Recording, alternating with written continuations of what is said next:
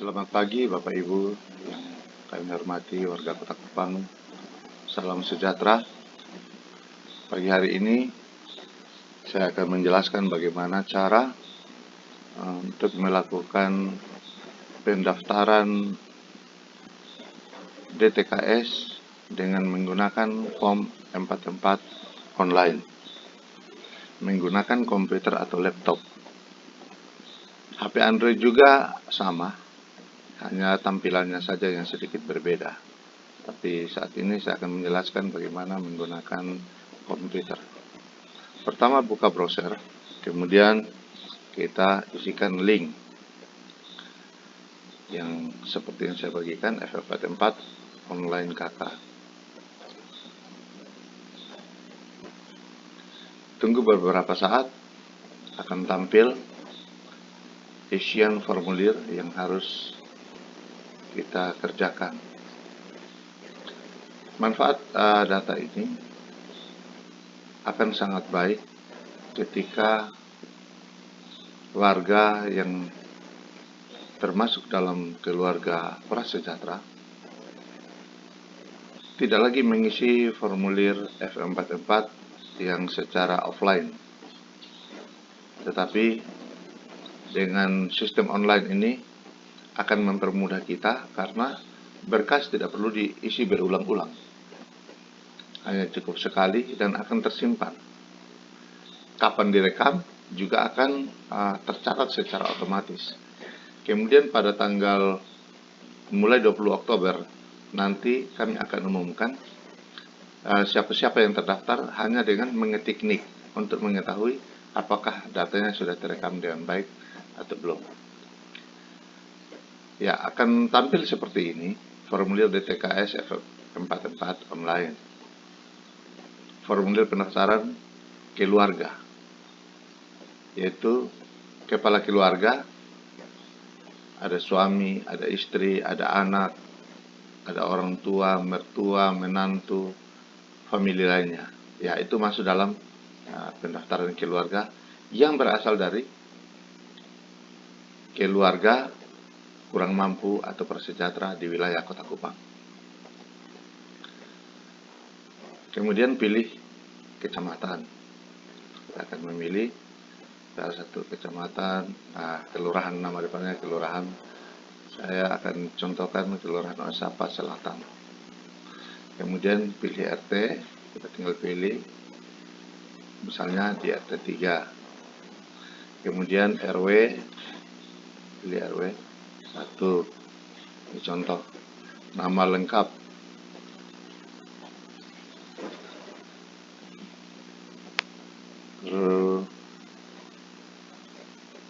Dan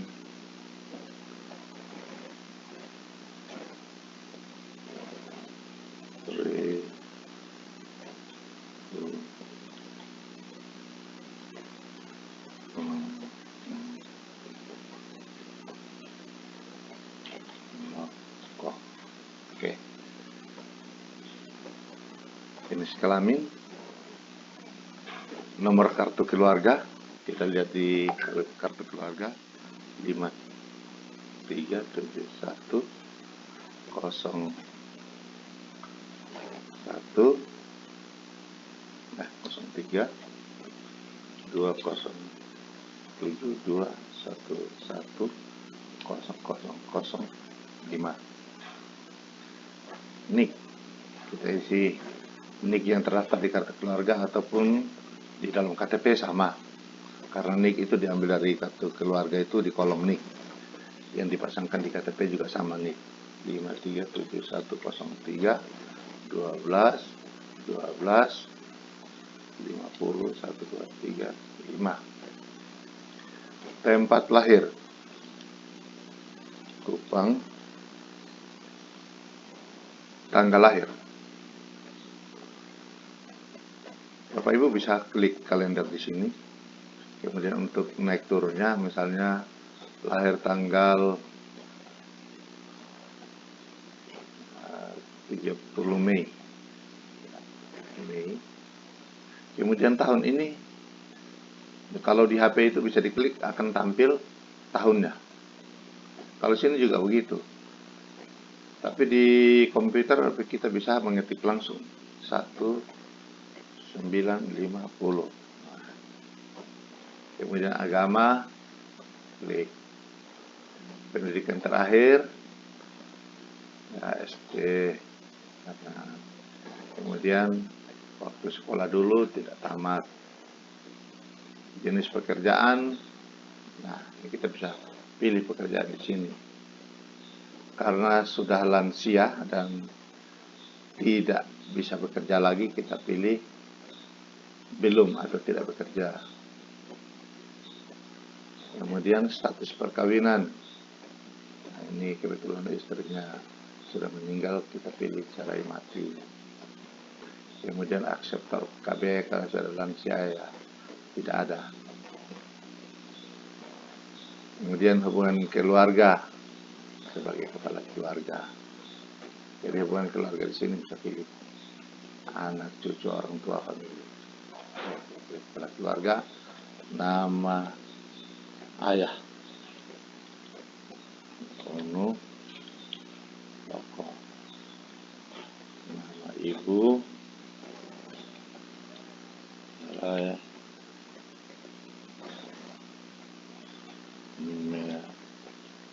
Hau. Jenis bantuan yang pernah diterima ataupun yang sekarang ini sedang menerima. Kita pilih salah satu, misalnya ini menerima bantuan pangan non tunai daerah. Kemudian juga beliau ini menerima KIS gratis ini. Oke, bisa pilih lebih dari satu, bisa centang. Kepemilikan rumah, karena beliau ini tinggal bersama anaknya, jadi pilihan di sini bebas sewa atau menumpang. Kalau kos-kosan ya kos, kontrak, milik sendiri, milik keluarga. Artinya rumah itu milik keluarga dan ditinggali oleh yang bersangkutan. Atau rumah warisan dari orang tua tidak ada. Kemudian di sini tidak punya sama sekali. Jadi tidak punya sama sekali ini seperti ya biasa ada yang tidur di emperan toko karena dia tidak punya rumah sama sekali. Tapi kalau beliau ini numpang dengan anaknya. Demikian juga numpang itu seperti ada anak yang sudah menikah tapi numpang sama orang tua. Itu namanya bebas sewa. Karena tidak bayar sama orang tua. Luas lantai tempat tinggal. Nah ini kita isi panjang kali lebar. Misalnya kamar yang ditempati. Jadi tidak menempati satu rumah karena numpang. Hanya menggunakan satu kamar. Contoh 3 kali 4 meter berarti 12 meter. Cukup isi 12. Kemudian status lahan tempat tinggal. Karena ini menumpang, otomatis status lahan ini milik orang lain. Ya. Kemudian jenis atap rumah. Beliau ini tinggal atapnya terbuat dari seng. Ya. Kualitas atap ini, kualitas seng itu karena sudah karatan pilih jelek atau kualitas rendah. Kemudian jenis lantai terluas. Nah, ini lantai terluas ini maksudnya ada orang membangun rumah hanya di ruang tamu yang dipasang keramik, sementara ruangan yang lainnya dan sebagian besar rumah itu lantainya dari semen. Maka dihitung itu yang disebutkan di sini yang terluas. Karena yang paling luas itu yang belum keramik alias dari semen, ya kita pilih semen. Atau misalnya dari tanah, kita pilih tanah. Oke, kita pilih semen. Jumlah kamar tidur. Karena numpang, beliau ini menempati hanya satu kamar. Walaupun rumah itu ada 5 kamar, tapi Pak Ruben ini kan tinggal numpang, berarti isinya jumlah kamar 1. Kemudian jenis bangunan. Nah, kebetulan beliau ini tinggal di rumah permanen, rumah tembok. Ya, jenis dindingnya tembok. Kemudian kualitas dinding karena sudah diplester, dicat, ya bagus. Kita pilih kualitas tinggi. Kalau yang kualitas rendah itu sudah tidak plester, sudah tua. Nah, itu. Kemudian kepemilikan WC atau jamban. Karena ini pakai bersama dalam satu keluarga itu pakai bersama, ini kita pilih bersama. Kalau umum itu misalnya ada WC umum seperti di pasar. Ya. Ada juga yang tidak punya seperti mungkin dia BB-nya tidak di dalam WC seperti itu. Nah, pilih tidak punya. Karena ini kita bersama. Jenis kloset. Leher angsa ini adalah kloset yang biasa beli di toko, baik itu duduk atau jongkok. Kalau plengsengan ini ya dia seperti leher angsa tetapi dibuat sendiri dari semen. Cemplung itu atau cubluk itu hanya ada lubang, duduk di atasnya langsung uh, jatuh ke dalam lubang itu, kotoran manusia itu. Kemudian tidak punya. Kita pilih leher angsa. Tempat pembuangan air tinja. Tempat pembuangan air tinja ini bisa dilihat menggunakan tangki. Ada yang modernnya sekarang ini pakai tangki fiber, nanti kalau penuh bisa disedot. Kemudian spal, pakai sistem pengelolaan air limbah. Jadi dia pakai sistem bak dibagi dua, ada bak penghancurnya, kemudian ada airnya nanti terpisah setelah hancur, itu spal namanya. Kemudian lubang tanah, biasa pada umumnya di Kota Kupang ini gali tanah kemudian dicor, nanti pembuangan dari kloset itu akan masuk ke dalam lubang tanah.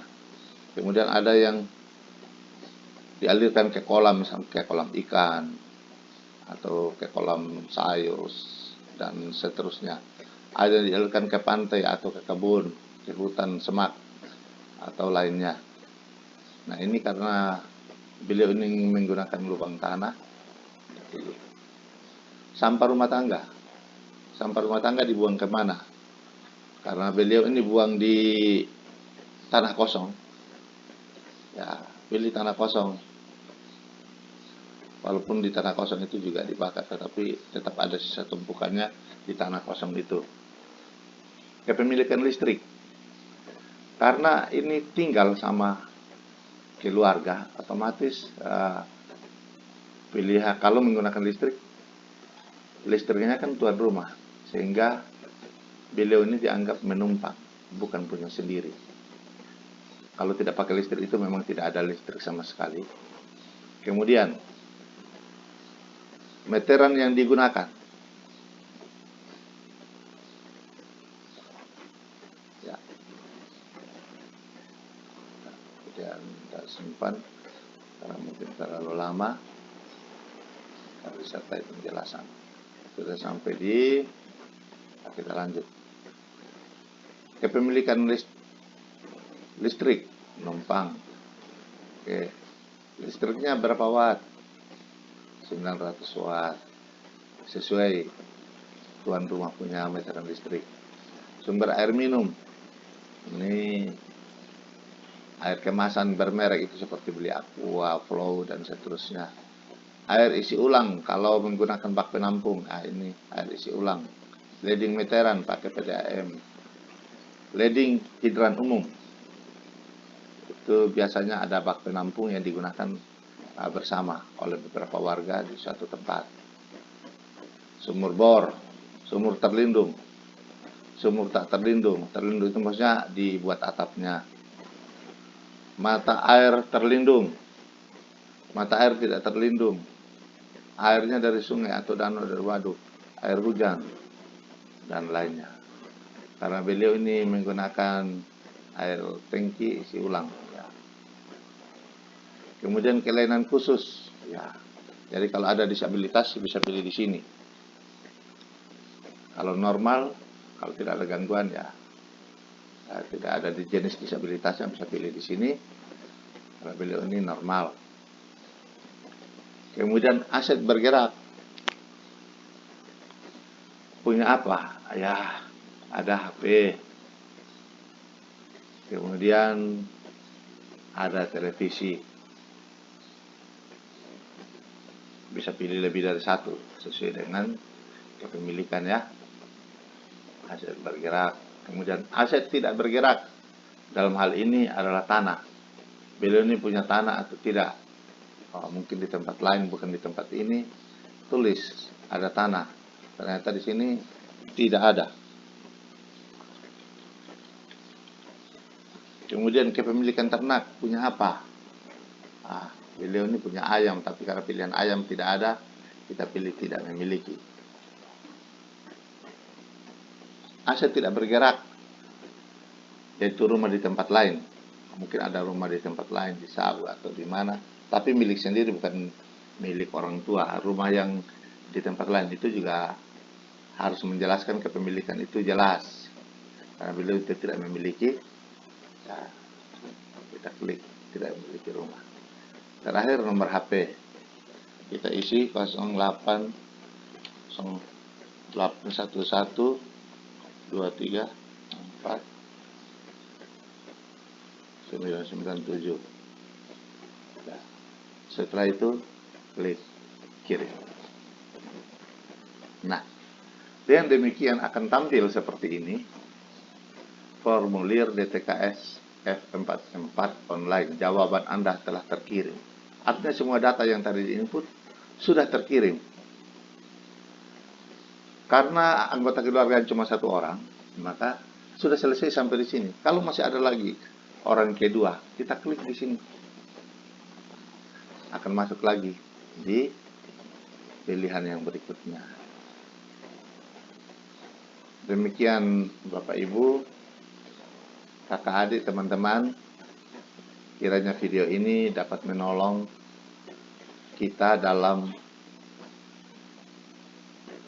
menginput atau mendaftarkan keluarga kita, saudara kita, tetangga kita, teman kita, bisa kita daftarkan, kita bantu. Jadi satu HP itu bisa digunakan untuk mendaftarkan beberapa orang. Karena semua data yang masuk, yang kita input di HP atau di komputer itu, begitu klik kirim dan sudah terkirim, artinya data itu sudah langsung terhapus dari HP dan data itu akan terkirim langsung ke server. Ada servernya, ada pusat datanya, terkirim ke sana. Dan pada tanggal 20 Oktober nanti akan kami umumkan. Bapak Ibu akan lihat, teman-teman lihat nanti dengan cara ngetik NIK ke nomor WA yang akan kami umumkan, jawaban secara otomatis, sehingga Bapak Ibu dapat memastikan masing-masing anggota keluarga kita sudah terdaftar apa belum. Demikian penjelasan yang dapat kami sampaikan. Salam sehat luar biasa, tetap jaga kesehatan, tetap prokes. Selamat pagi dan terima kasih.